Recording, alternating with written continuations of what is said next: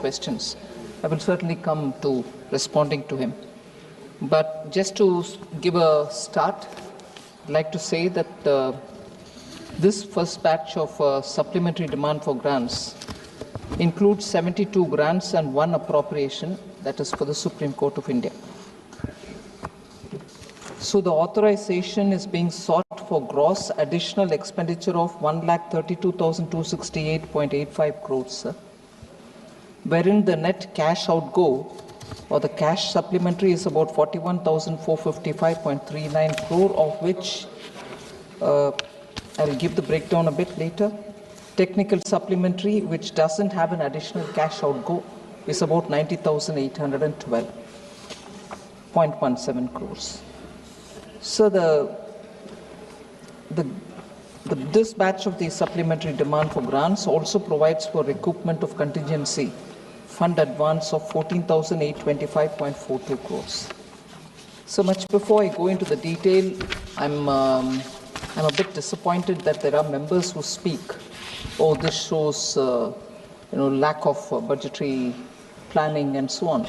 Supplementary demands are absolutely necessary for a responsive government. I can't respond to departments or states which ask for funds on certain very critical aspects, saying, no, what I've given you in BAE is the final word, please take off. I can't say that. I will have to be responsive. But yet, I agree. I can't. माननीय वित्त मंत्री जी थोड़ा बताते रहो, धीरे धीरे सीख जाएंगे. अभी कुछ ट्रेनिंग पार्ट में होते नए नए हैं. So, of course, I granted that I can't have too many supplementary demands. Actually, I like to put on record here, due to the very careful monitoring by the Honorable Prime Minister, I can stand up here and say I've reduced the number of supplementary demands. I don't allow it to be more than two at the extreme. If anything, I'll try to have it just as 1 supplementary. So I would want that perspective to be brought in here. So the revenue and capital breakup for the cash supplementary is 40,000 for 40,058.35 crores for revenue and 1,397.04 for cash supplementary. The technical supplementary, where there is no cash outgo, it is from one saving in that ministry towards another, so it just swaps within the ministry or the department. 22,387.38 crores for revenue, and capital is 68,424. And rightly, members have pointed out, there's a huge outgo for fertilizers, and I'll explain it, and I can quite understand the sense of outrage N.K. Premachandran has spoken, saying, no, why should there be so much increase? But hang on, if farmers want more fertilizers and urea, the government can't sit and lecture to them saying, no, what do you mean? You can't take more than this. Can I say that? No. Particularly because after a good monsoon, if there is a demand for additional urea utilization, it's a business of the government to get it. Despite the fact, sir, since COVID, there is an unpredictable fluctuation in the urea prices, in the DAP prices, in the materials that we are importing. Despite that, there has been a very careful management. I must appreciate the fertilizers in the department, which carefully imports in time. I'll give you the exact numbers. Indian farmers have not been let down by the ministry. They've ensured that there will be, timely dispersal, both for the Kharif and the oncoming Rabi.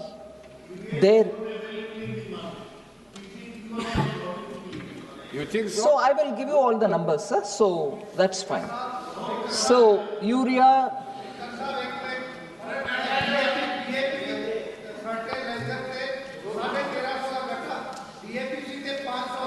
आप बोलिए please, ऐसे बीच में नहीं उठते. Please बैठिए. No problem है क्या? बैठिए आप. So I will speak as I respond to the honorable members. I thought this supplementary should have no issues for honorable. अगर दादा नहीं उठे तो सदन में जीवंता भी नजर नहीं आए। ठीक है सर, आप सदस्यों के पक्ष में ही रहते हैं कभी भी, सो सदस्य के कारण ही सदन है। हाँ, fully. So just to respond, sir, again, I was a bit disappointed. Honorable Member Dipender Huda was probably giving a political speech here, and I want to give them that space. But it can't be on absolutely baseless, what can I say, arguments. I don't want to use the word allegation. He's not alleging anything. He's just saying, oh, this is not right, that's not right. I will come point by point to say where he was not really right. You're not spending much on education, R&D, defense, when it comes to percentage of GDP. Sir, without spending money in education, would we have IITs? I'm reading it, 16 in 2014, which has become 23. Can IITs be established without money? 6 new IITs, Indian School of Mines, Dhanbad, according to IIT, accorded also IIT status. Similarly, IIMs, 13 to 21. Without money, can it be done? NITs, 30 to 31, NIT Andhraprabha established in 2015. Triple ITs, 9 to 25. 16 new triple ITs. Central universities from 40 to 48. AIMS from 7 to 12. 16 are approved, 12 are established. So, education spending, these things could not happen if there is no money given. Similarly for R&D, sir, the 10 years India's gross expenditure on research and development has more than doubled from, in 2010 and 11, it was 60,200 crores. Whereas in 2021, just 10 years, it has touched 1.27 lakh crores without money being spent. Separately, 1 lakh crore has been given for research and development grant, which has been launched, which will boost private-led innovation. So with that money, the anchor or the special body which is going to deal with it is going to raise more money from the market and provide for R&D. So is that going to be without money? We are telling you in the budget we made this provision. So, sir, government contributes 64% of gross expenditure on research and development, and private sector contributes 36%. This is a published document. So if 64% is going for gross expenditure on research and development, Honorable Dipender Huda, please, no money being spent in education is not right.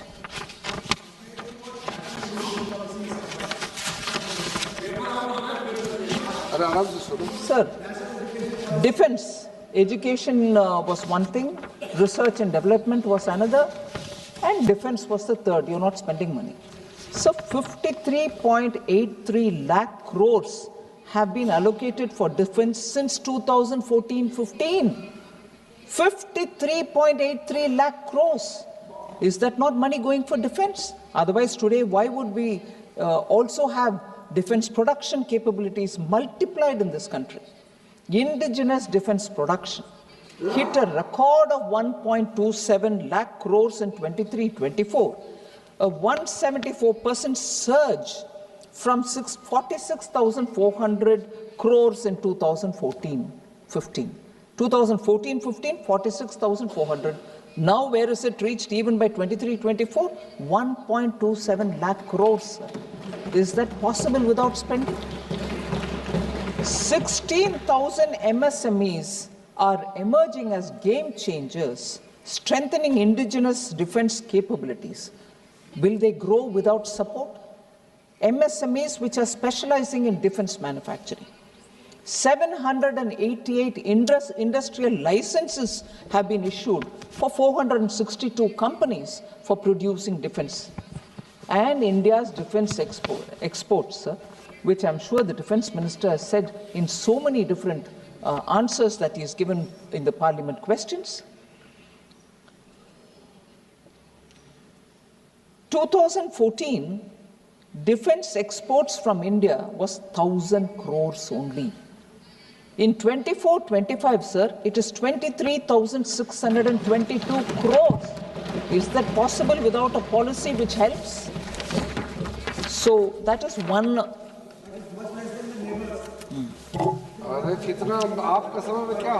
Don't worry, you can go on shifting the milepost, honorable member, but yes, I'm quite drawn to what the Parliamentary Affairs Minister is saying. Compare it with your term, where a defense minister was compelled to stand up in this house.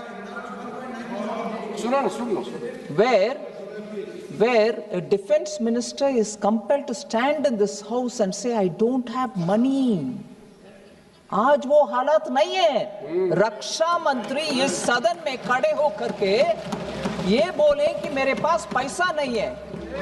हालात देख लीजिए उस समय का। दीपेंद्र हुडा जी तब खड़े होकर के चिल्लाना चाहिए, वो मेरा पार्टी पैसा दो। हमारे रक्षा मंत्री खड़े होकर के बोल रहे पैसा नहीं है। ठीक है, उस समय बोलना था। What? You're from Kerala? You're from Kerala?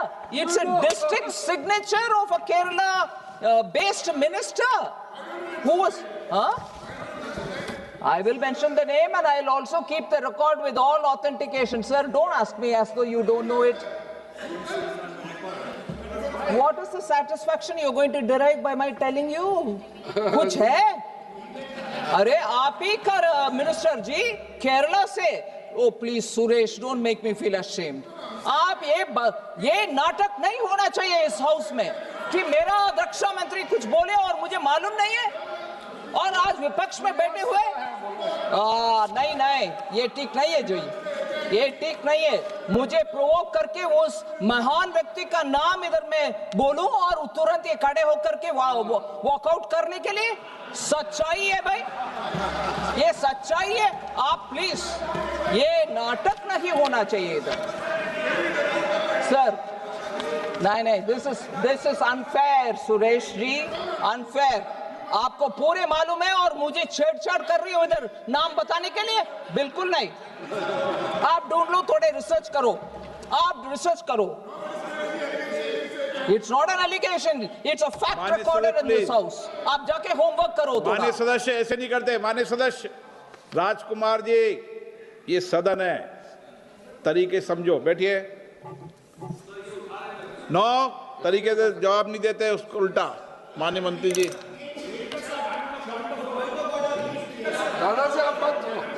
एक मिनट प्लीज। माननीय सदस्य प्लीज, आप बैठिए।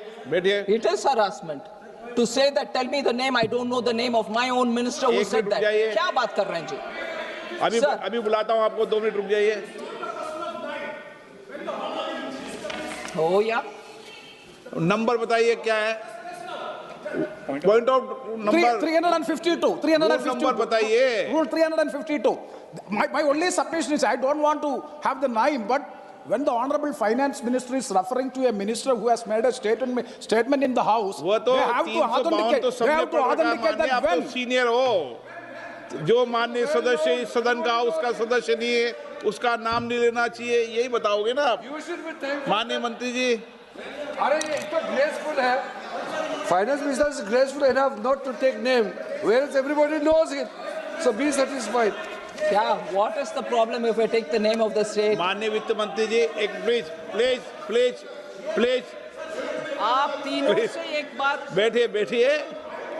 बैठिए माननीय सदस्य, प्लीज माननीय सदस्य बैठिए। इतने क्यों उत्तेजित हो रहे हो? प्लीज बैठिए। हुडा जी प्लीज बैठिए। प्लीज माननीय, आप बार मत उठा करो, समस्या है गंभीर है आपकी। प्लीज बैठो। सुरेश जी, आज जरा जोश ज्यादा है क्या? चलो बैठो, केरल में ठीक है। ओके, बैठिए। हुडा जी प्लीज बैठिए।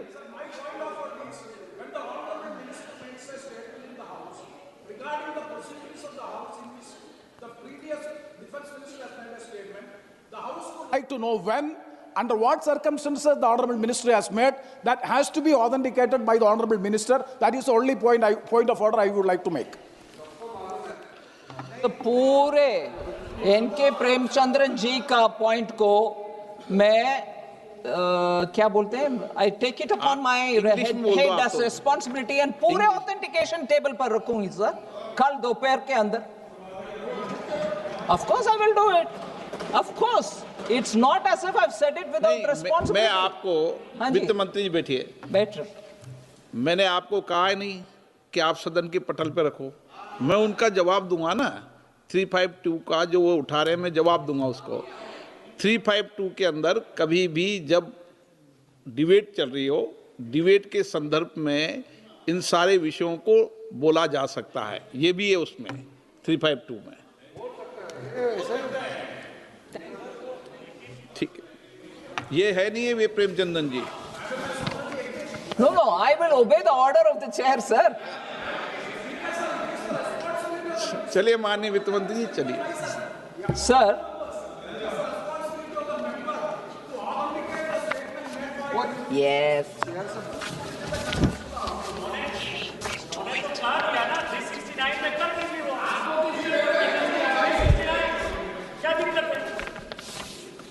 नहीं क्यों कर दे हैं, मैंने डायरेक्शन दिए हैं क्या, क्यों कर दे हैं? जब मैंने व्यवस्था दे दी 352 की, पूरी व्यवस्था पढ़ दूं क्या आज 352 की? हर बार सदन में 352 की व्यवस्था पढ़ना जरूरी हो गया तो आज पढ़ ही देते हैं इसको भी. बैठिए वित्त मंत्री जी.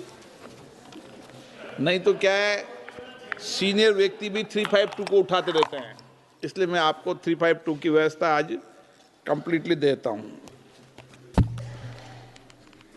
किसी भी ऐसे तथ्य विशेष को निर्देश नहीं करेंगे जिस पर न्यायिक निरीक्षण निलंबित हो.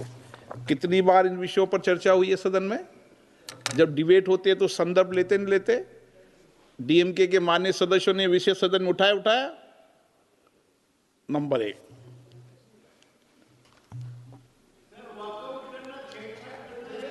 सभा के किसी अन्य सदस्य पर कोई हेतु लांछन लगाते हुए अधिकृत नहीं करेंगे. सद्भावना आपत्ति के व्यक्ति निर्देश नहीं करेंगे जब तक कि ऐसा निर्देश विचाराधीन प्रश्न या सुसंगत होने के कारण वाद विवाद प्रयोजन के लिए अनिवार्यता है.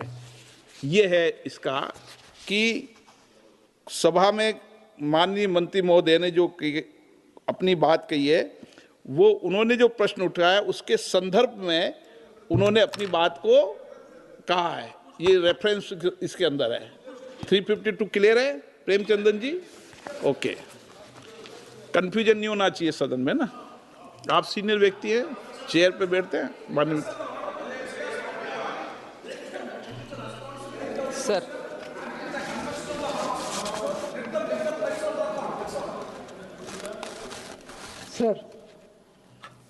Sir, there is income inequality, I think, which has broken record of the 100 years. Was another observation from honourable member. So I just want to put the facts before the House. Actual household consumption, sir. Data shows that the bottom 40% of the population is acquiring wealth and assets at a significantly faster rate than the top 20%. This is a data which I will leave for everybody to see. The inequality in asset ownership has massively declined, particularly in urban areas, sir, where the disparity for key assets like motor vehicles and refrigerators has shrunk dramatically. The rural poor, sir, I give you the data here, have experienced a significant growth in purchasing power that defies the incorrect analysis given by the Honorable Member Shri Huda. 2011-12 and 2023-24, ownership of motor vehicles among the rural bottom 40% surged 7-fold, rising from a mere 6.2% in 2011-12 to 47.1% in 23-24. So motor vehicles now has become affordable for the bottom rung also. Similarly, refrigerator ownership in this group jumped nearly eightfold from 2.9% in 2011-12 to 22.5% in 23-24. Refrigerator ownership. Mobile phone ownership became near universal, leaping from 66.5% to 94.3%. Is this not asset being acquired by the bottom rung of the people? Whereas, sir, no, God. आप बैठे मत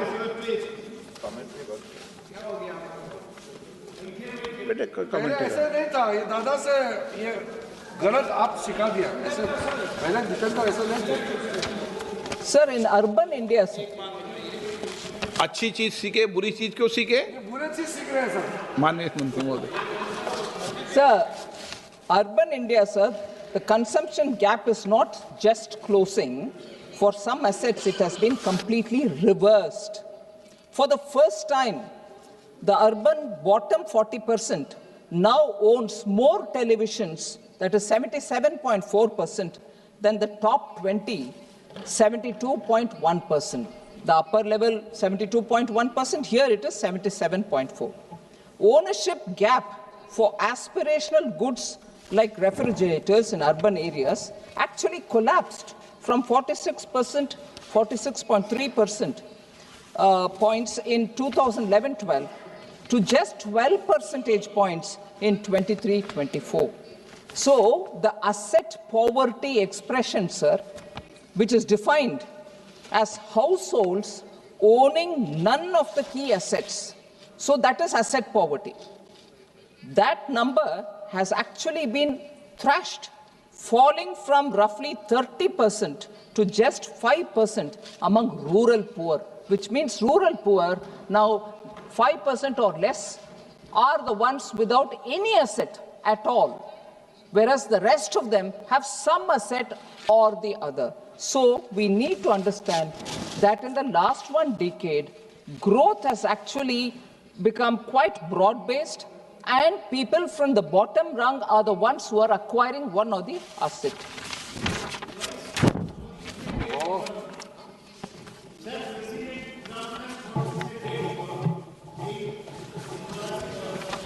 Sir, since I was going to come to that, since Professor seems to be in a hurry, professor जल्दी में Professor, depending on President Trump is in a hurry. आग्रह कर रहा हूं कि आप जो बेटे बोटे बोले उस कमेंट पे टिप्पणी करो मत। और माननीय सदस्य, मैं आपसे आग्रह करता हूं, वरिष्ठ हैं आप, आग्रह पूर्वक आपसे निवेदन है, कृपया आप इतने वरिष्ठ हैं कि बैठे बैठे टिप्पणी न करें, ठीक है ना। सभा की सहमति तो हो तो इस सभा की कार्रवाई इस विषय की समाप्ति तक बढ़ा दी जाए। माननीय मंत्री।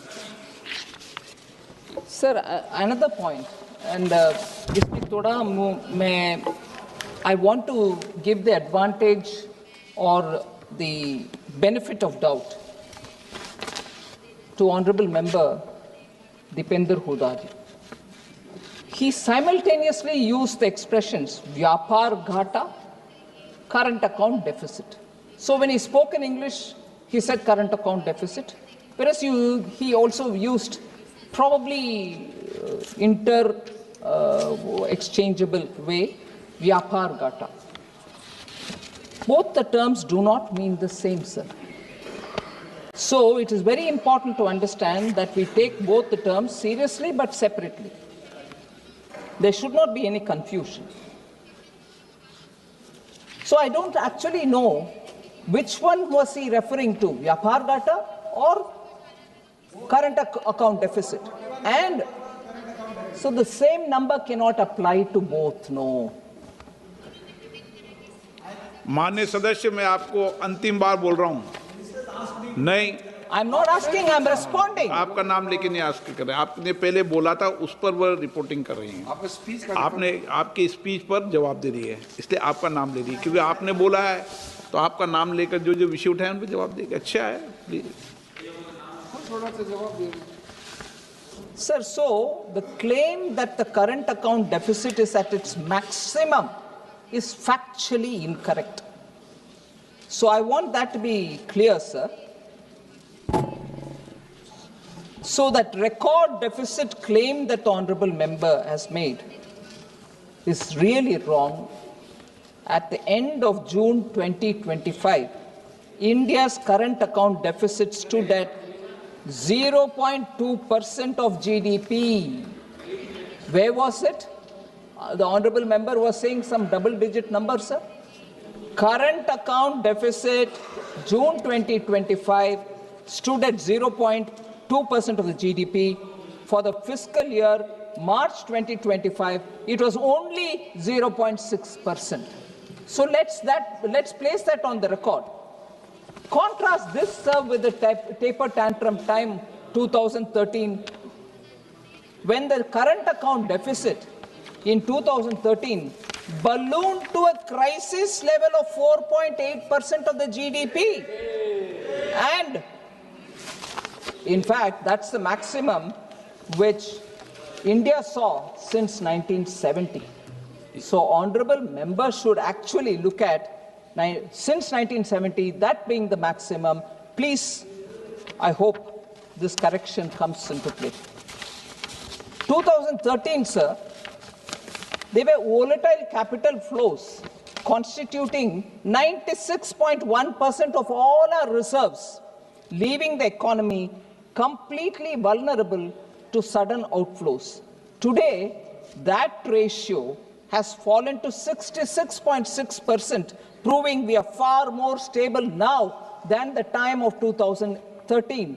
So, honorable member, be assured the economy today is actually moved from fragility to a level of fortitude. So that is the matter of fact number there. Sir, the import cover has also strengthened, rising from, in 2013, we had foreign exchange reserve only to cover 7 months of imports. Today, it has moved to being 11.4 months as of June 2025. So, when I say from fragility to fortitude, this is the kind of number I'm talking about. So, projecting the anxieties of 2013, sir, onto the stability of today, 2025, is a political fabrication. And that it ignores the hard reality. India has actually transitioned from external vulnerability to external resilience. So I would want to draw that to the honorable member's attention. Even worse was the comment on debt to GDP. Sir, central government's debt to GDP in 2013-14 was 52.2% of GDP. That was actually reduced by the time it was 2018-19 to 48.9% because of the strict monitoring which Honorable PM maintains on fiscal balance and strictly adhering to the policy of gradual fiscal consolidation. Whoever would have thought that we'll have COVID, as a result of which proactively government took measures to make sure lives are protected, livelihoods are taken care of, and our debt to GDP went up to 61.4%. It actually shot up.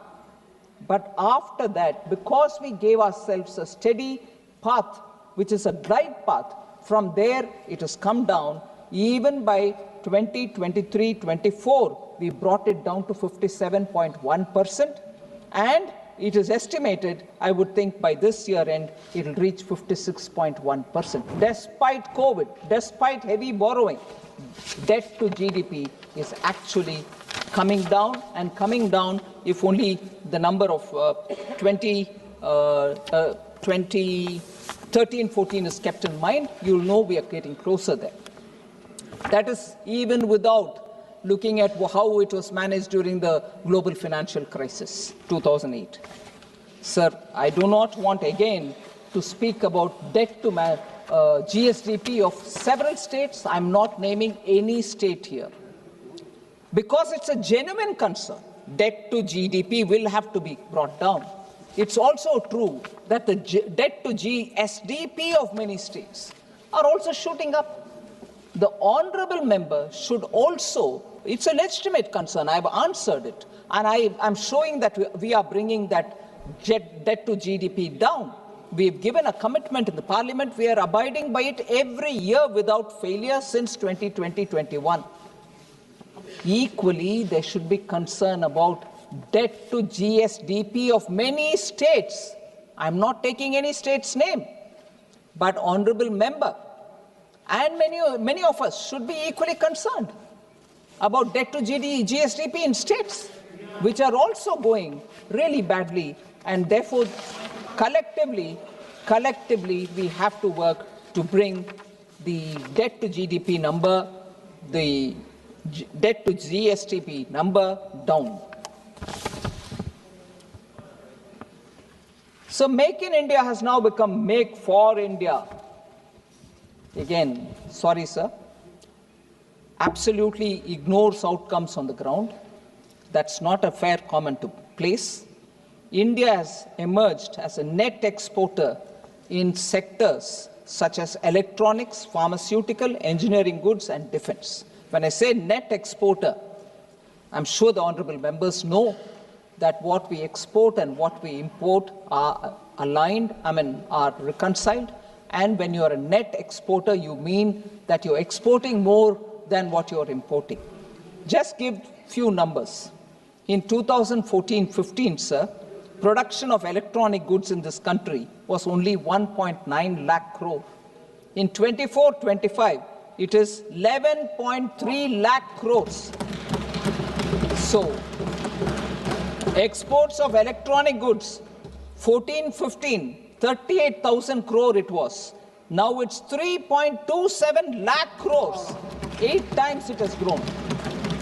Mobile manufacturing units were only 2 in 2014-15. 24-25, there are 300 of them. 150 times grown. Mobile phone production, 18,000 crores in 2014-15.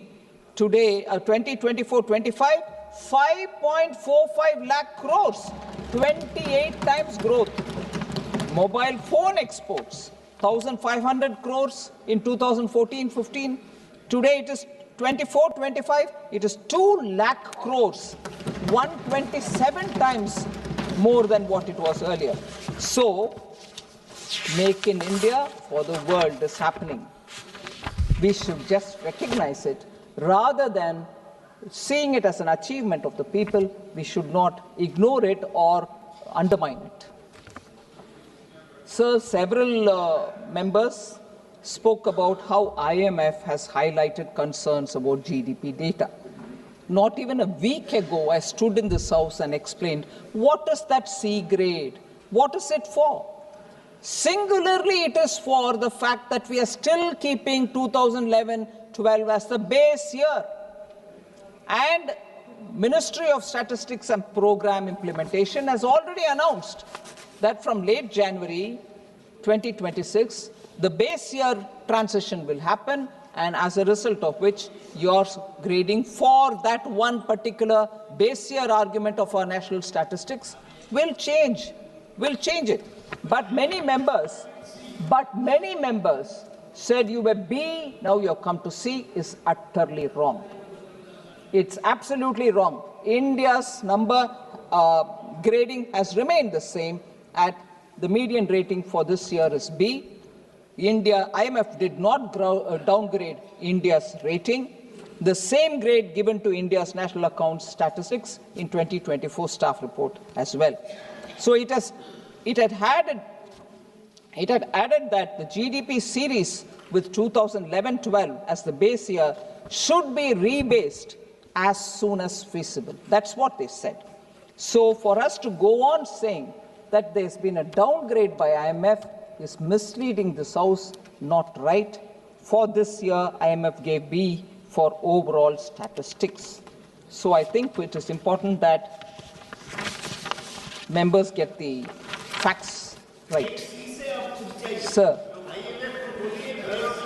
average growth rate in the last 10 years of UPA was 8.1%, and in India it is 5.75. Then what's there to rejoice? Sir, whoever would have thought you'll have a once-in-a-century pandemic, sir? And despite that, India is the fastest growing, not 1 year, continuously, 2, 3, 4th year. Is that not something that the people of India deserve to be recognized for? On the contrary, we go on saying ours was 8.1, yours is this. I just want to put the facts before you, sir. I want to put the facts before you, sir. We had to actually deal with high twin deficits. Fiscal deficit in 2013 was 4.9%, and current account deficit was 4.8%, both in the year 2013. Twin fiscal deficit, twin deficits. If that's the credit they want to take for themselves, they should. No time in India, both these deficits run simultaneously. That's the data point on which Honorable Member Huda should introspect. Food articles, WPI, food articles, which averaged at 12.2% annually in the 5 years ending 2013-14. Where is WPI today, sir? Where is CPI today, sir? And therefore, to go on repeating as though their record in inflation management was better. I don't know if I should take the name again. Recently, there's a lot of talk about how former Reserve Bank governor, former chief economic advisor, the same person, has been commenting on how India has successfully managed inflation. If you want the name, I'll say it also and get you the video of what he said. India under Prime Minister Modi has succeeded in keeping inflation under control, is an observation given by former governor of Reserve Bank.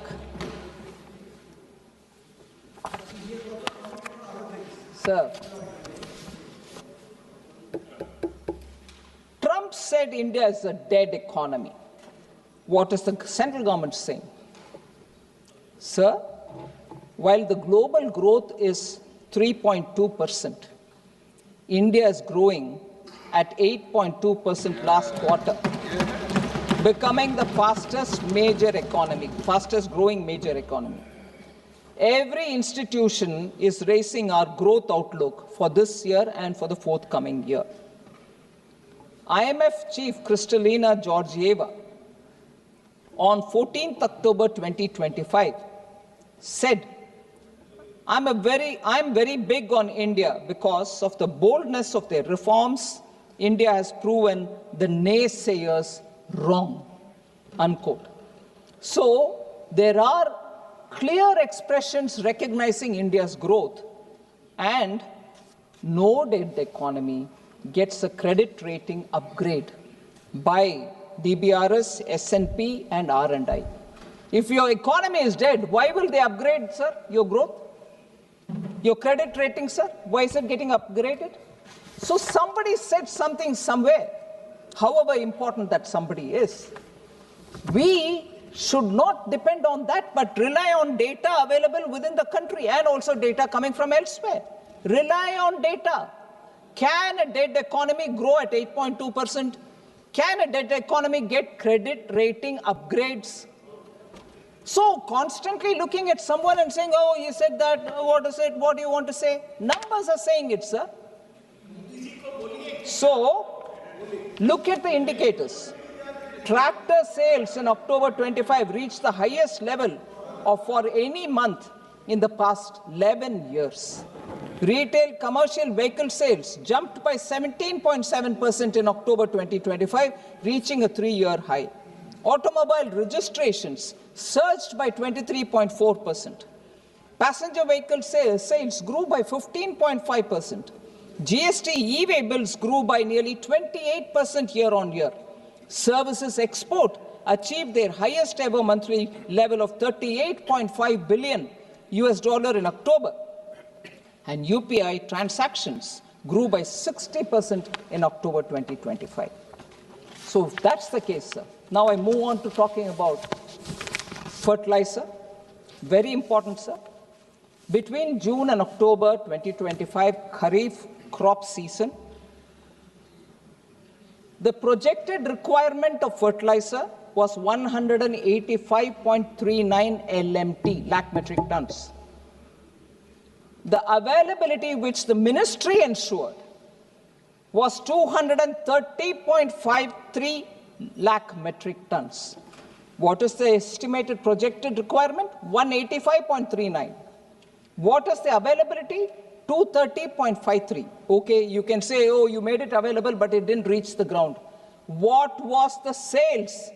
193.20 lakh metric tons. So what was projected? More than that got sold, and more than that is still there. So we have managed it in such a way that today we have a buffer available for the oncoming Rabi season also. So within a month, by carefully managing the import, urea stock increased from 48.64 lakh metric tons as of 1st October 2025 to 68.85 lakh metric tons by October 31st, 2025, which means within a month, 20.21 lakh metric tons have been added by carefully importing steadily. So there is no shortage, neither during the Kharif nor for the current Rabi season. So domestic urea, and also this point was made, if the overall stock increased from 48.64 lakh metric tons as of October 21st, which is what I said, to 68.85 lakh metric tons by October 31st. Where is the shortage, sir? We've been importing without blinking our eye because we don't want any shortage for farmers. Domestic urea production, about which N.K. Premachandran ji spoke. Domestic urea production has also shown improvement, with the production during October 2025 reaching 26.88 lakh metric tons, sir, higher by 1.05 lakh metric tons compared to the same month last year. So even month-to-month comparison, we have increased by 1 lakh metric tons within the country by domestic production. Not only we are importing despite the increase in cost, but we are also increasing the domestic production. So average monthly production between April and October remained a robust nearly number of 25 lakh metric tons. So I would want this to be put on the record that there is no shortage of fertilizer, and whether it is imported or domestically produced, sales also show. Yes, there are,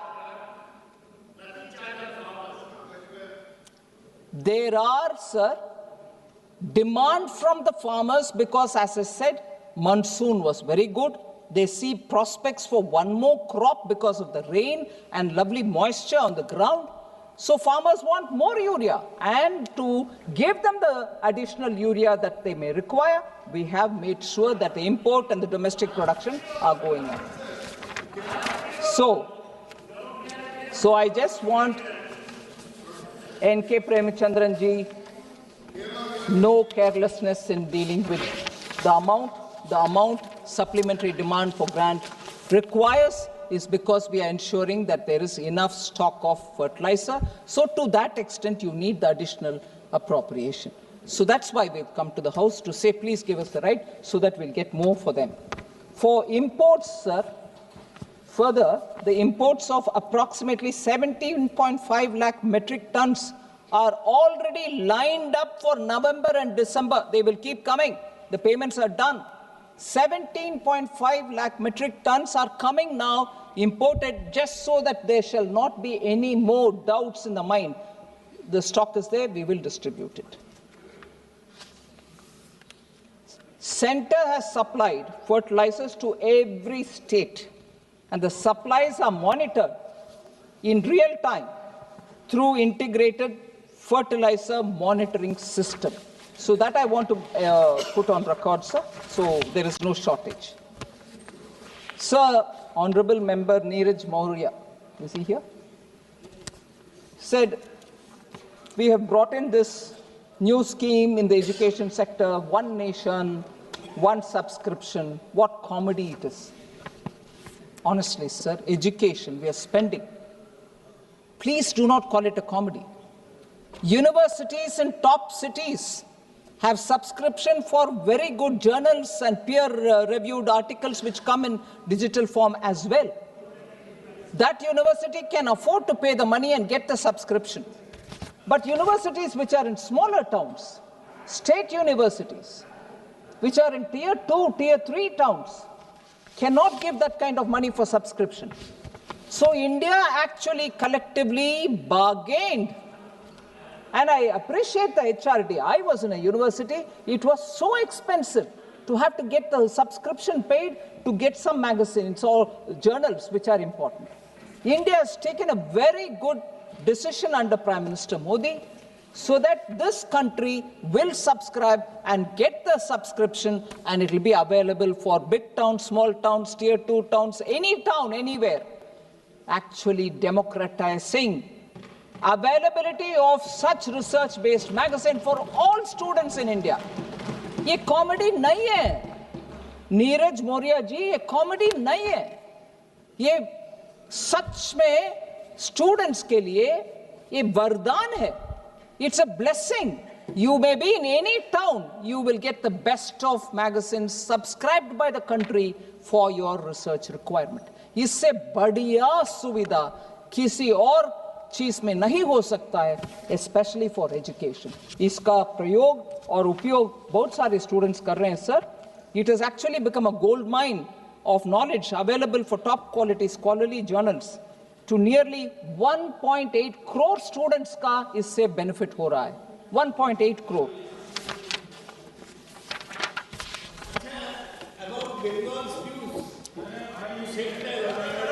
Sir, last 2 points, sir. Unemployment. 5.8% was the overall unemployment rate as per usual status, declined from 5.8% to 3.2% in 23-24, 5.8 in 2018-19. Similarly, female unemployment rate, 5.1% in 2018-19, is now come down to 3.2%. Similarly, youth aged 15 to 29 unemployment rate declined from 17.3% in 2018-19 to 10% in 23-24. Rural unemployment rate declined from 5% in 2018-19 to 2.5% in 23-24. Similarly, for urban, 7.6% in 18-19 to 5.1% in 2023. So there are more data available, but the one important thing is EPFO. Overall EPFO membership has increased from 3.76 crore in 2016 to 7.37 crore in 24. The net additions to EPFO, which will actually tell you about the unique number of people who have newly joined, is the net EPFO addition in 2025 stood at 129.8 lakhs, reflects that jobs are being taken by young people. Sir, women's safety was a question which one of the honorable members raised. I want to say, under the Nirbhaya Fund, 7,712 crore has already been allocated, and with over 6,200 crores released already and being utilized for women's safety initiatives. 843 one-stop centers are operational across the country, having assisted over 11.9 lakh women. Women's help desk have been established in over 14,000 police stations, and safe city projects are also being undertaken. Normally, if you put it all together, gender budget is a number that I can give. For the benefit of women and girls under different schemes, Government of India has allocated 4.49 lakh crores for the year 2025-2026. That itself shows the quantum of money which is going through various schemes for the benefit of women. Sir, lastly, Gurmeet Singh Meet from Aam Aadmi Party raised this issue that there should be proper allocation to Punjab when it comes to Khelo India scheme. I want to highlight, sir, that several initiatives have been taken under Khelo India scheme to engage and promote youth participation, particularly in Punjab. 29 Khelo India centers have been established in Punjab. Punjab has a Khelo India State Center of Excellence for hockey, boxing, and athletics. 24 Khelo India academies have been established in Punjab. The Sports Authority of India, sir, also runs one national center of excellence at Patiala and 3 SAI training centers at Mustuana Sahib, Badal, and in Ludhiana in Punjab. So, sports, every central scheme reaches Punjab. Sir, lastly, I want to refer to Honorable Member Rajkumar Roth. He is not here. Rajkumar Roth, he is not here, sir. Natural farming against using pesticides and fertilizer. Actually speaking, Honorable Prime Minister has spent a considerable amount of his time advocating natural farming. He has actually gone to different parts of the country to give encouragement. One last such meeting was held in Coimbatore, when farmers came in hundreds to speak about how natural farming can help us. So, Honorable Member Rajkumar Roth should actually refer to all the Prime Minister's speeches on that. And he also has spoken about GST बढ़ाया गया. किसी को बढ़ाया नहीं, कम सबका कम कर दिया, sir. Maybe I will send him all the details with which he will be sure that we have not increased anybody's GST, except of course it's a demerit good.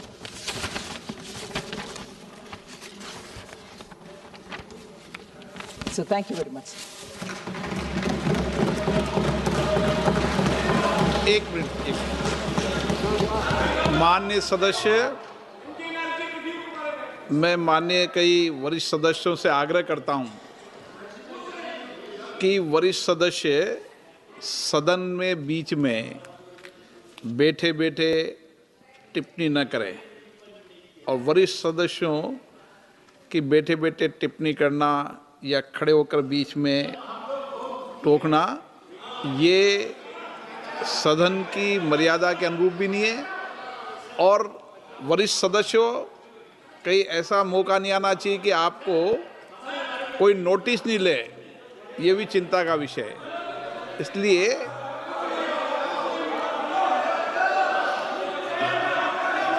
अनुदानों की अनुपूरक मांगों पर डॉक्टर टी सुमधि और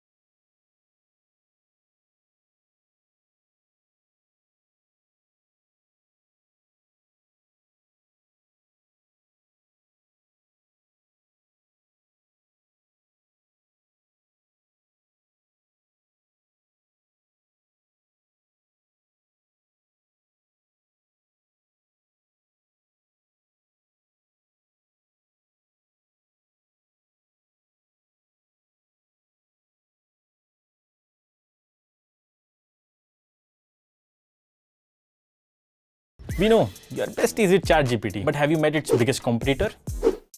It's Llama. And this masterclass explains Llama's unique design and training techniques, why it is fast, light, and scalable, and how it enables real-world language tasks. You get the point. If you want to know what makes Llama one of the smartest language models out there, register now.